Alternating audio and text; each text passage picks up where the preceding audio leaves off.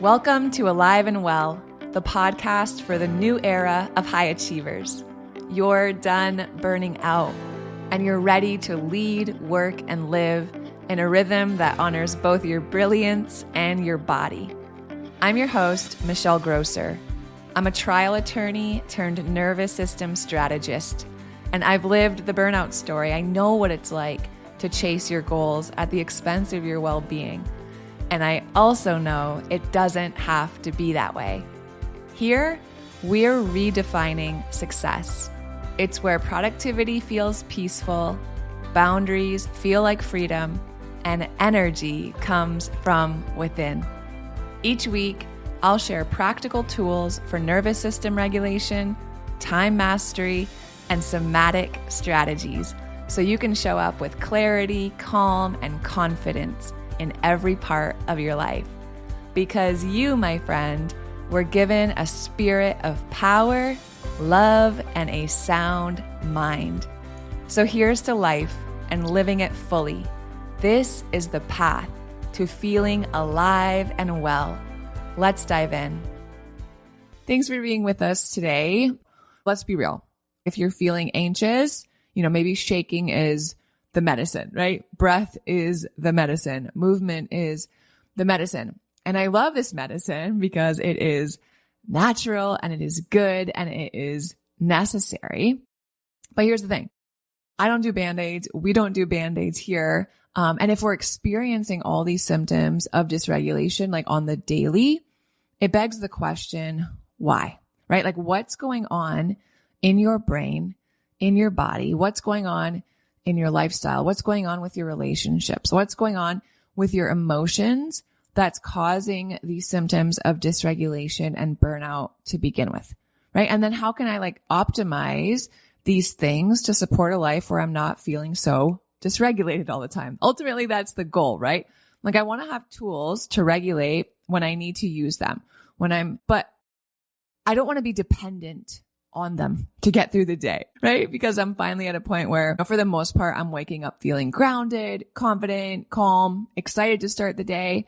And then life happens. Once in a while, something will come up that'll send me into fight or flight, or I feel anxious or irritable or overwhelmed or whatever. And I use my tools, but that's not the norm, right? The norm is baseline stress. The norm is grounded. The norm is peaceful. The norm is energized, right? The norm is regulated. That's the goal.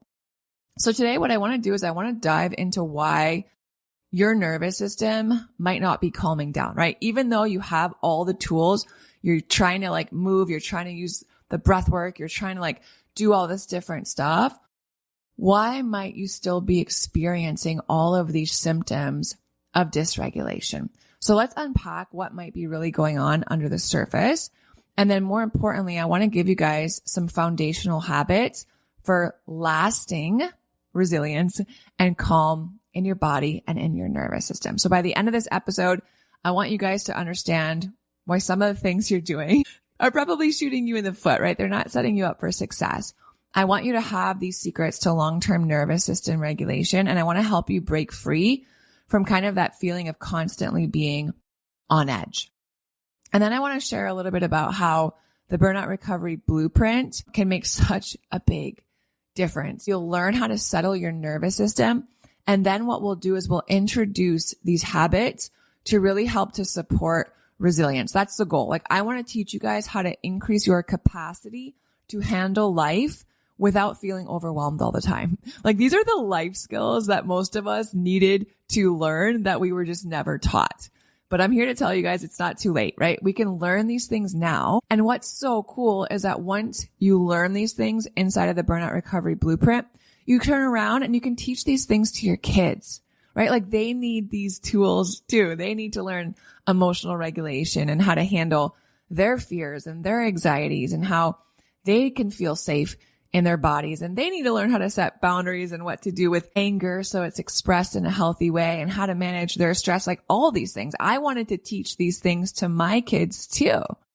But in order to do that, I had to learn it first, right? But man, my friends, I just encourage you, commit to investing in yourself and your family in something that will have a generational return. I'm telling you, learning how to regulate your nervous system, learning emotional regulation, learning how to increase resilience, handle, manage stress, life skills that will impact your children and your children's children, generational return.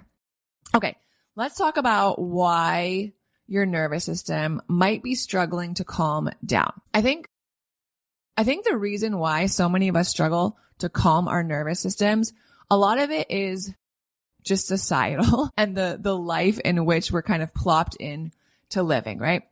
I think one of the biggest reasons, especially for us type A overachievers, get stuff done people, raising my hand here, we tend to have an over-reliance on these top-down strategies. This was me for the longest time. What do I mean by that?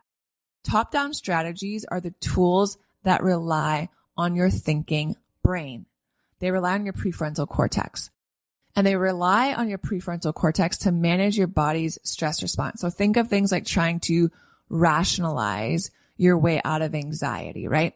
Using affirmations, trying to just tell yourself to calm down. It's not a big deal. Don't worry about it. They can be helpful. Don't get me wrong, but only to a certain extent, you guys. They don't address what's happening deeper in your body. They don't address your autonomic nervous system.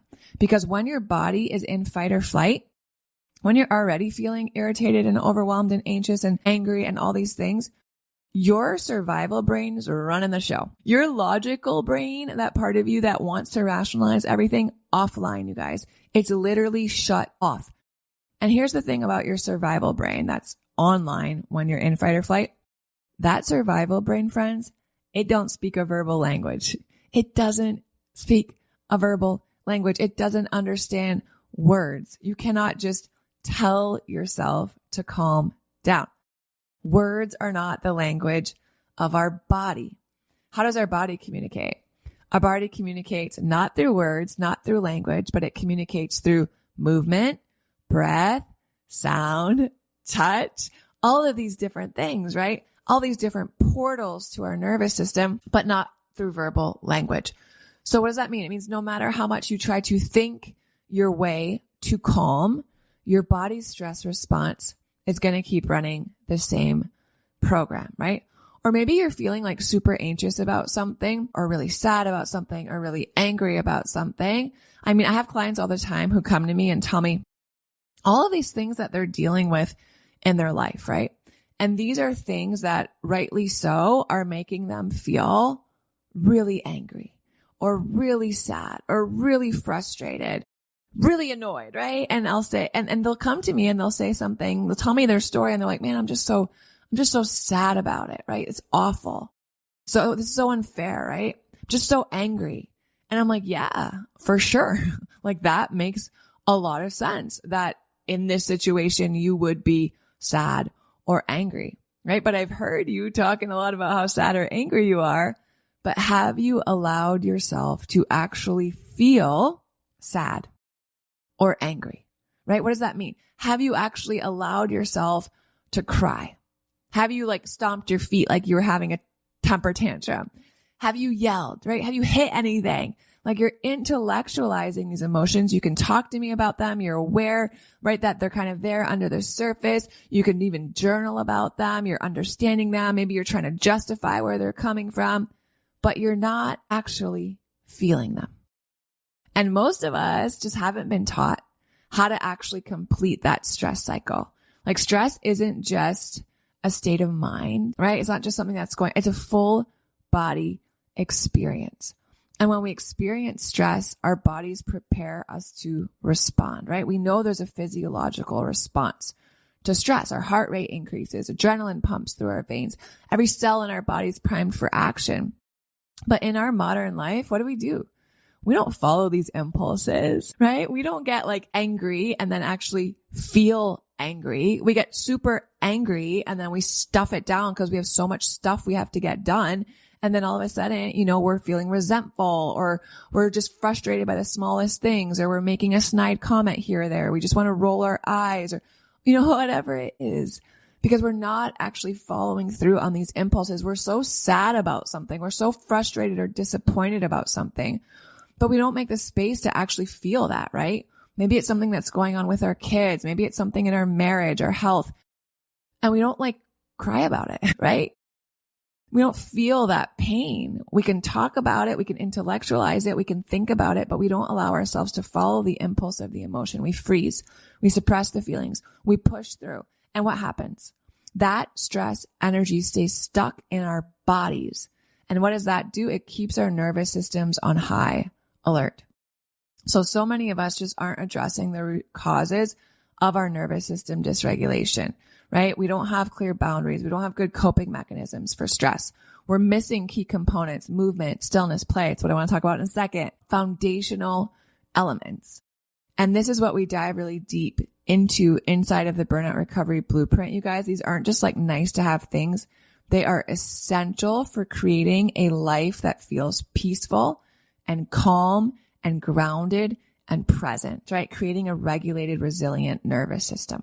So let's talk about those big three I just mentioned. I think those are the three foundational habits for a regulated nervous system. Is there more to this? Yes, and absolutely. If you can really focus on these three, is it going to make a big difference for you? Yes, absolutely. Okay, let's go through these three foundational pillars. And these are the three: movement, stillness, and my favorite, play. And what I want to do is I want to tell you guys why each of these is so important. I want to go through a little bit of the science behind how this works, why this works.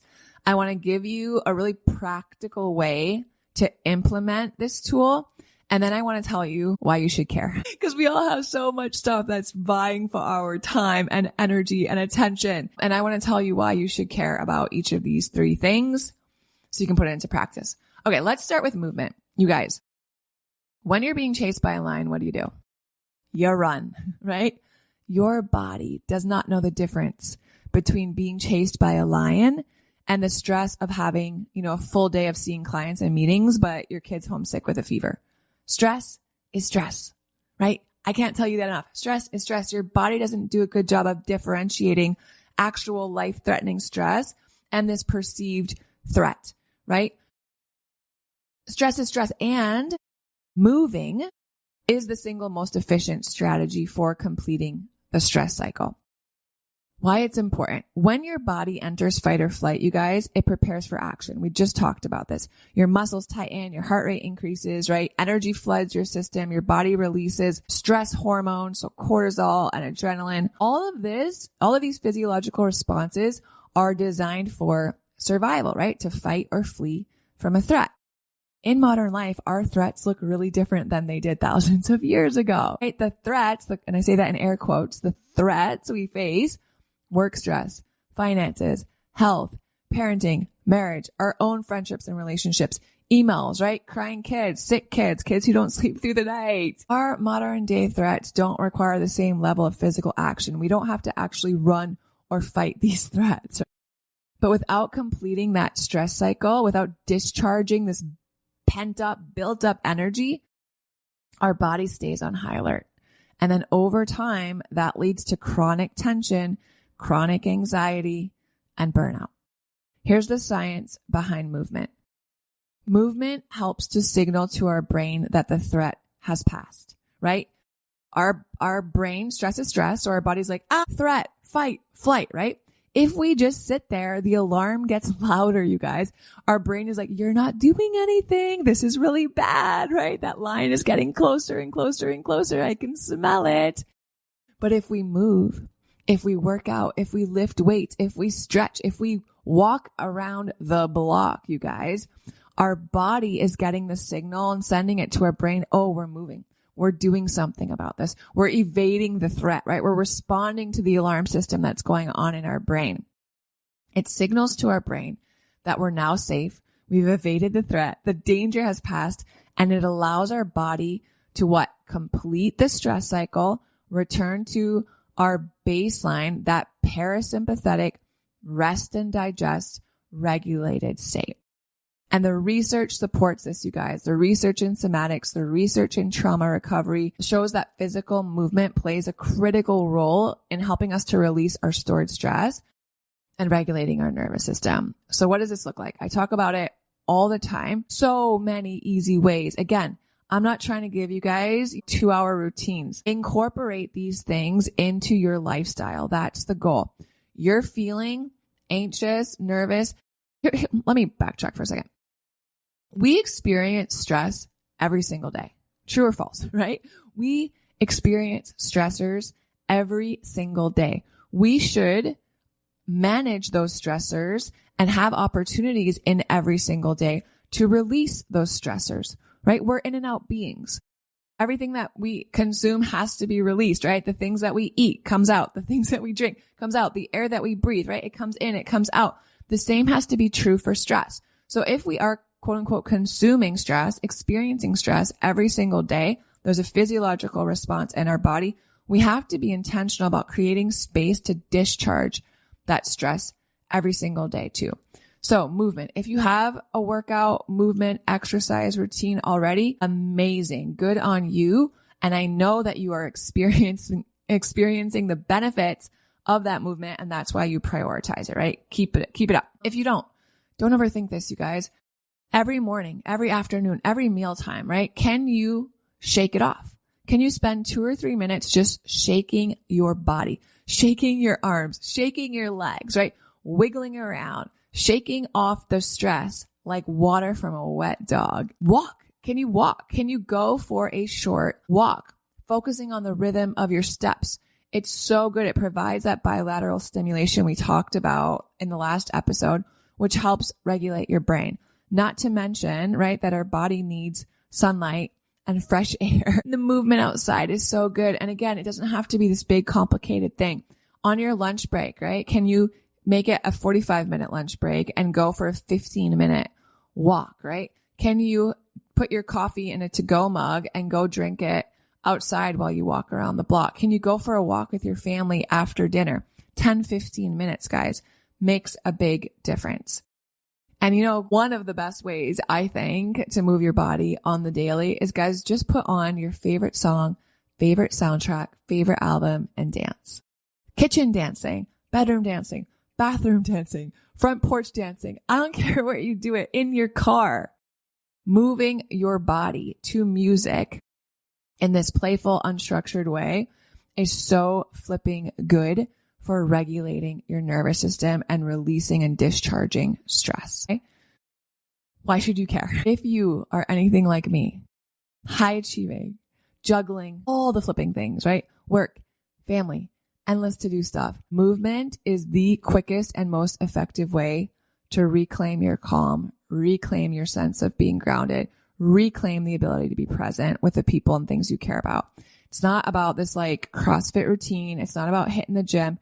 It's about using intentional movement, shaking, walking, dancing every single day to have good hygiene in discharging and releasing the stress that you're consuming and experiencing, right? Clearing that stress backlog that's weighing you down. So that's the first foundational habit, movement. The second foundational habit is stillness. Stillness is vital. And we are so stinking uncomfortable with stillness as a people, right? We are like so good at being busy. We're so good at getting stuff done.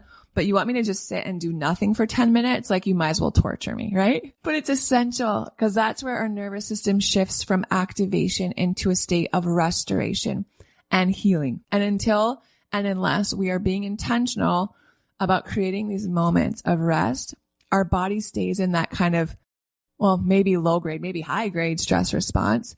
And that contributes to exhaustion and brain fog and, even health issues, right? Inflammation, poor digestion. Here's what happens with stillness. Here's the science behind it. Stillness.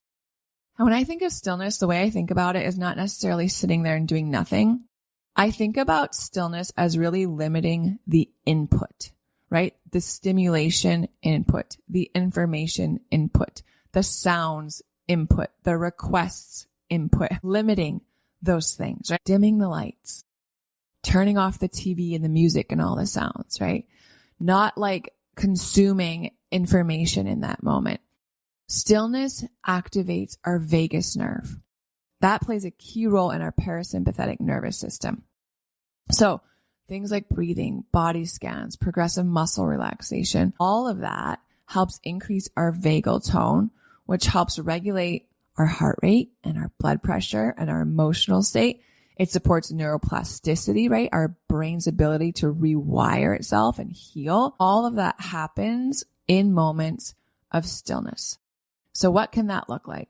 Well, if you have a meditation practice, again, awesome. Good on you. Way to go. Keep it up. You're doing it because you probably know and experience the benefits. What are other ways to get started on this? When you go on your daily walk, because you're going to incorporate movement every day, right? Leave your phone at home. Leave your earbuds at home. Can you take a walk just observing nature and what's going on around you and allowing yourself to just think and daydream and, think without constantly learning or being stimulated or listening to something or, being pulled to check your phone or what have you, right? That's a great start. Feet up the wall. Guys, this is so easy and it's so good for you. Can you lie on your back with your legs up against a wall, especially before bed? If you can incorporate this as part of a wind down routine at the end of the day, do it with your kids. I'm telling you, 5 minutes, just breathing like that with your legs up the wall. So good for your body. So good for your nervous system. Incorporating body scans, right? Maybe you do it with each meal, before each meal as a habit stack, or maybe you have an alarm that goes on at your desk, at your computer, mid-morning, mid-afternoon, and you just take a minute and you kind of just close your eyes for a second and bring awareness to your body, starting from, going from head to toe and just noticing where you're holding tension and allow yourself to soften and release. Beautiful stillness practice. And just taking pauses, right? Can you take 1 minute when you get in the car to drive home from work before you start the engine and have the radio going or listening to your podcast or whatever? Can you take 60 seconds and just sit there?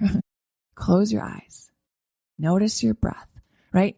Tiny little pauses like this as part of your lifestyle signal safety to your nervous system. Y'all, why should you care? It works, right? Stillness isn't laziness. It's actually great strategy. So if you are like me, right? A lot of expectations, high performing, constantly on the go, managing a bajillion different things, the way to restore your energy, the way to increase your focus, the way to show up more powerfully for the people and things that matter is by intentionally building in these moments of stillness. And then the third foundational habit I want to talk to you guys about is play. And this is my favorite because I think we've become just so disconnected from play as a people. Play, I think our initial instinct is to be like, well, I don't have time for that, right? Play seems frivolous, but it's not. I'm here to tell you that the science and the research supports play is a powerful antidote to stress. Right? When we engage in playful activities, it is one of the strongest signals to our brain that we're safe. We don't play when we're being chased by a lion or a tiger or a bear, right? Our body understands that. So when we play, it signals safety to our brain, which is critical for our nervous system to be able to regulate. Play also does so many other things, guys. It fosters creativity. And I'm not just talking art, which is also beautiful. I'm talking about creativity. How do you respond to your kids when they're fighting with each other, right? How do you approach things in your business? How do you, meal plan? All of those things require creativity, right? It strengthens relationships, social connection, right? It improves our ability to think on the spot and pivot and adapt to changes. All of these things are fostered in an environment of play. And what it does with our nervous system is that it activates our social engagement nervous system. And that helps us to create a sense of connection and safety, right? We all have those people that we're around. When we're around them, we just feel like the exhale. Okay, this is good. I'm safe. I can just be myself around these people. They make me feel so good, right? They just bring so much life to me. We've also experienced the opposite probably. But when we're with those people where our social engagement system is activated and we have that sense of connection and safety, holy moly, we feel so good because there's a release of those feel-good neurochemicals, right? There's a release of dopamine. There's a release of oxytocin. There's a release of endorphins. And that helps to counteract a lot of our stress hormones, particularly the cortisol and adrenaline. But how do we implement this? That's the biggest question I get when it comes to this. People are like, yeah, but what do you mean? How do I play? Right? do stuff you like to do. It's simple. Do stuff you like to do. Watch a funny movie, right? Watch a comedian on Netflix, right? Laugh with your kids, play with your pets, right? Be silly, immerse yourself in their world, right? Go play fetch, go play hide and seek. I talk about it a lot, but like right before we moved, when we were still in Miami, I just started going outside and shooting free throws. I grew up loving to play basketball, right? I loved it. It was a huge part of my childhood. I would just all night long, when my parents had to like tell me to come in because I was out there, my hoop was right under the street light and I was just shooting that basketball for hours, right? And it brought me so much joy. There's just something about like the sound of it, dribbling, right? Going from spot to spot, trying different shots. I'd try my jump shot here, shoot some free throws, do some layups. The sound of the ball hitting the backboard or going through the net. Like there was just something about it that when I brought it back at 38 years old, it just did something to my soul. And you all have something like that, right? Maybe you love to bake or you love to skateboard or you love to like do cross stitch or play the piano or whatever it is. Get back to that because it's good for your spirit and it's good for your soul and it's good for your nervous system, right? Anything creative, coloring, get an adult coloring book, right? Start doodling or painting or baking. We have been so conditioned, my friends, to equate productivity with our worthiness that we've completely lost sense of what productivity even means or looks like, right? And what happens with that is that play becomes hard to justify. But I just want to tell you guys, play is not a luxury. Like you deserve play. You're worthy of play. You're worthy of passion and excitement and fun and competition. It's a necessity for rewiring your nervous system. It's a necessity to experience the ease and the joy and the connection you're seeking. So give it a shot, right? Can you do something fun this weekend? Can you like plan for it now, right? Order something that's $10 off Amazon that you love to do. Make some space, right? Start an indoor garden. Like I don't care what it is, but it has to be something that you're doing for yourself because you enjoy it. Not another obligation, not because someone else wants you to do it, not because it'd be good for your kids. That might all be like a byproduct of it, but I want you to do something that you actually love to do. Okay, so those are my big three. Those are 3 foundational habits. The more you can incorporate those in your day-to-day life, you guys, as a lifestyle, the more that you're going to see your nervous system start to regulate on a whole. Now, those are my big three foundational habits, easy to incorporate in the day-to-day. There's so much more wrapped up in nervous system resilience, in nervous system health, right? Like we talked about it just now, what's your relationship with productivity, right? What does that look like? Have you thought about that lately? How is that driving dysregulation and burnout? What's your belief around, what are your beliefs around success, rest, worthiness, right? How do you cope with stress? Like a lot of people cope with stress by being busy all the time. A lot of people cope with stress by, waiting until happy hour to have a glass of wine or having that extra glass of wine and take the edge off. A lot of people cope with stress by worrying or over planning or escaping in social media or books or hypervigilance, right? So many different coping strategies for stress. And they might not be serving you well, right? What kind of boundaries do you set for yourself? And I'm not just talking about boundaries like, I don't hang out with that person anymore, or I don't eat this kind of food. Awesome, great, cool if it serves you. But what kind of boundaries do you have around your own bandwidth? What kind of boundaries do you have around where you place your attention? What kind of boundaries do you have around your behaviors, right? What kind of boundaries do you have around your inner child and your self-talk and your self-worth and your self-love, self-care? What kind of boundaries do you have around it? Guys, this is the meat and potatoes of the burnout recovery blueprint. So before we wrap up, I just want to take a few moments, if you'll indulge me, and walk you through kind of like week by week inside of the burnout recovery blueprint. It's 12 weeks together. So it's 3 months. In 3 months, your life could look so different. Your mornings could look so different. Your mental and emotional and physical and spiritual health could look so different. And each week we layer in new tools, new practices, new insights. There's workbooks, there's worksheets, there's tracking sheets, there's all the things. There's community, there's support. I have experts coming in, all of this stuff. So you're not just learning, you guys. I want to take you out of your learning brain, and I want you to actually implement this stuff. I want you to embody this change. All right. So let me just go through. I'm going to bring up my little program spreadsheet here. Okay. So I've broken it down into 3 phases. So phase 1 of the Burnout Recovery Blueprint is all about unlocking the stress cycle. That's the first thing you have to learn, how to get out of this stress loop that you're in. Okay. With these body-based tools. So in week 1, first of all, you're going to get access to a personalized app on your phone.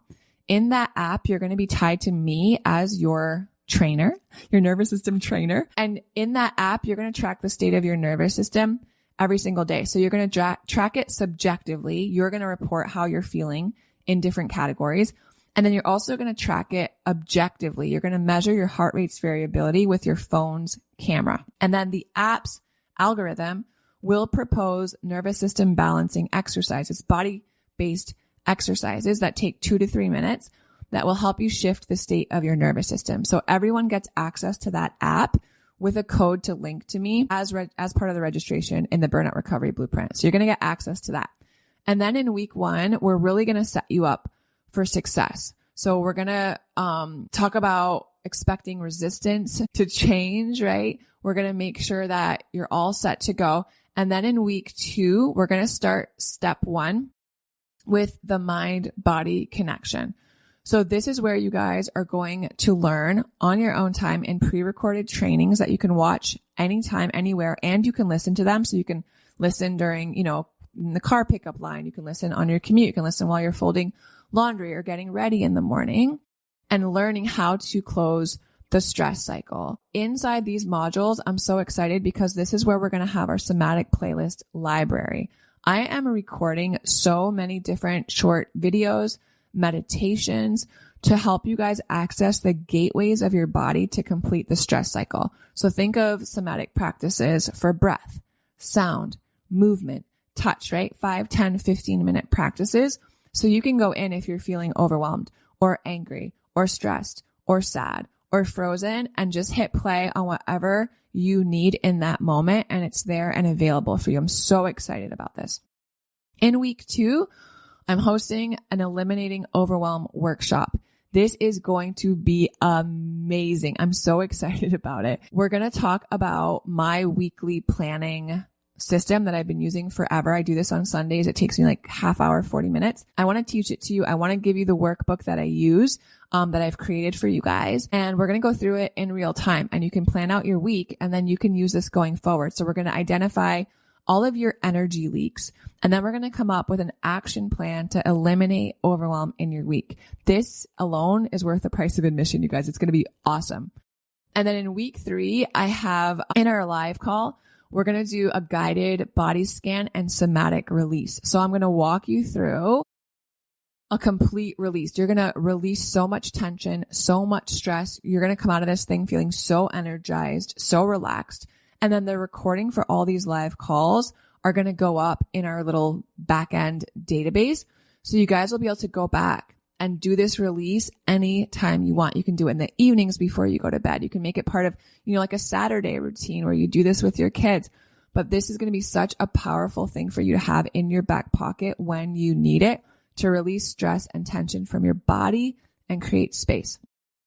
And then in week 4, I'm super excited. We have a guest expert coming on, Anna Ray. She's an expert in fascia. So she's going to teach us about how our body stores stress in our connective tissues. And then she's going to actually walk us through exercises and things we can do to release stress from our body's fascia. So this is going to be amazing. I'm so fascinated with this, and I'm so excited for her to teach us. She's taught so many amazing people. She's taught celebrities. She knows what she's talking about, and I can't wait to learn from her also. And then we go into phase 2, right? Month 2, phase 2. This is all about increasing your capacity. So you've learned how to regulate your nervous system with these tools. You've learned how to close the stress cycle. You've released so much stress at this point. You're feeling different. Your energy's coming back. You're not as irritable. You're feeling more peace. You're sleeping better. You have tools Now, how do we increase your capacity? How do we make space so you can handle more of life without getting back to that place of overwhelm and burnout? So in week 5 in our live call, I'm doing live hot seat coaching. So you'll have an opportunity to pre-submit questions or areas of coaching that you personally want. And then when we're together on the live call, I'll bring that stuff up that was pre-submitted and coach you through it live. And I promise you, most of us are dealing with very similar things in our day-to-day life. So I can't tell you how often someone has asked a question and then everyone else in the room is like, my goodness, that was so helpful. I had that same question, or I didn't even realize that I was struggling with that too. And I can't wait to put this coaching into practice because it's going to make a big difference for me. And then the last half of that call in week 5 is going to be a somatic breathwork session. So I'm going to guide you through breathwork, and we're going to go through this whole thing, guided inhales, exhales, different cadence of breath, and you're going to experience the power of breath. And then in week 6, we're really going to talk about starting to optimize your habits and your routines for nervous system health. In the live call for this week, we're bringing in a guest expert to talk to us about hormones, specifically also with our thyroid. So I'm really excited to learn about this because a lot of us who've experienced burnout or are in the throes of burnout, there's an impact on our hormone health, right? And our thyroid function. So I want you guys to learn more about that and then have tools to increase the health of your hormones and thyroid.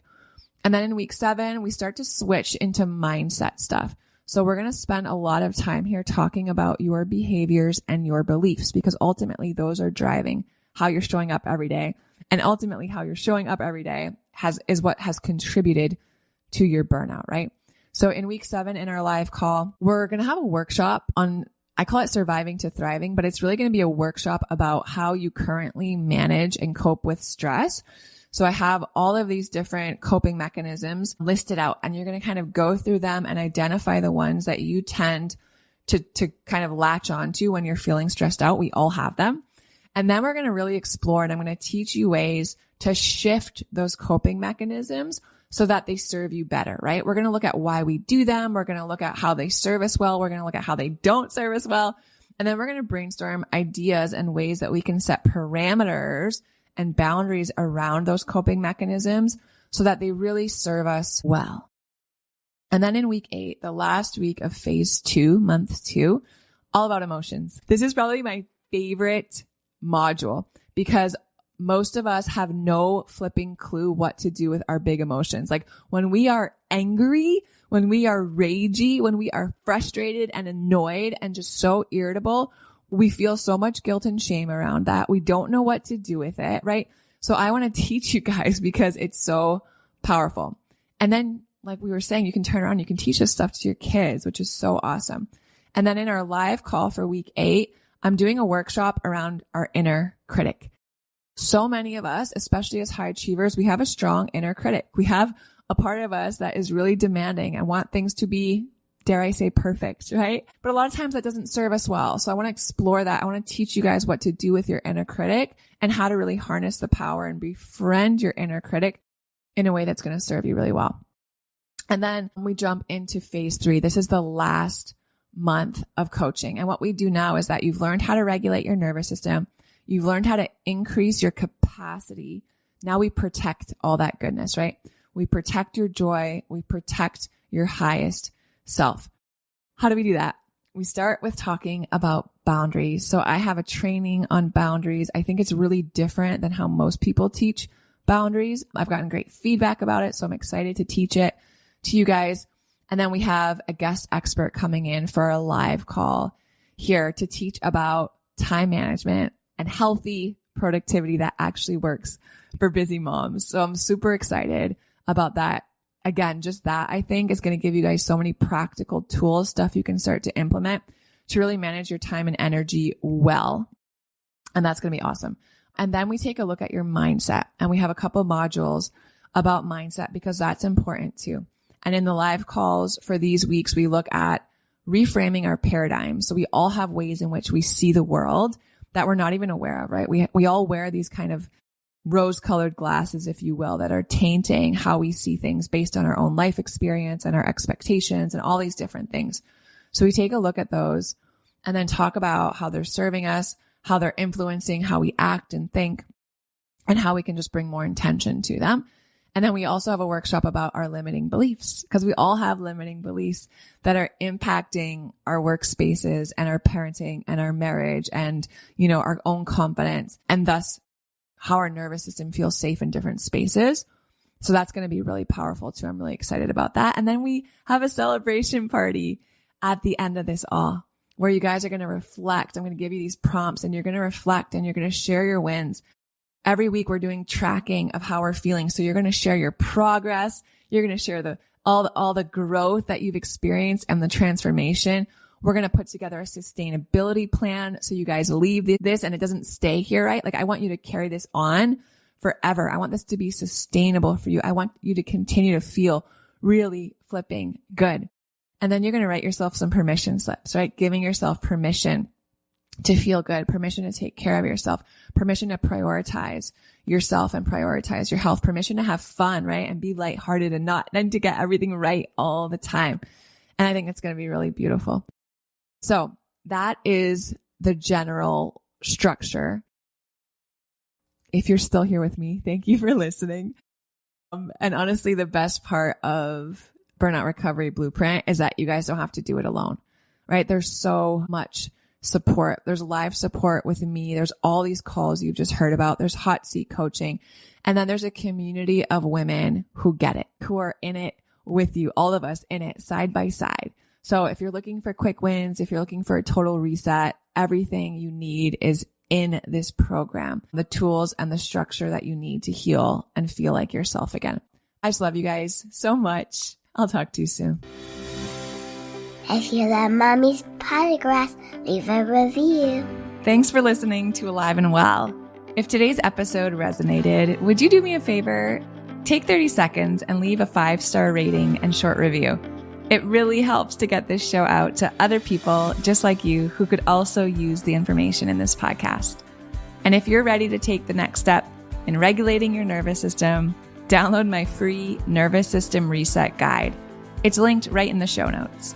Inside, you'll find simple, body-based practices to help you feel more clear, calm, and connected starting today. Make sure you're following the show so you don't miss out on what's coming next, because you were made to thrive. Fully alive, fully present, and fully well. I'll see you soon.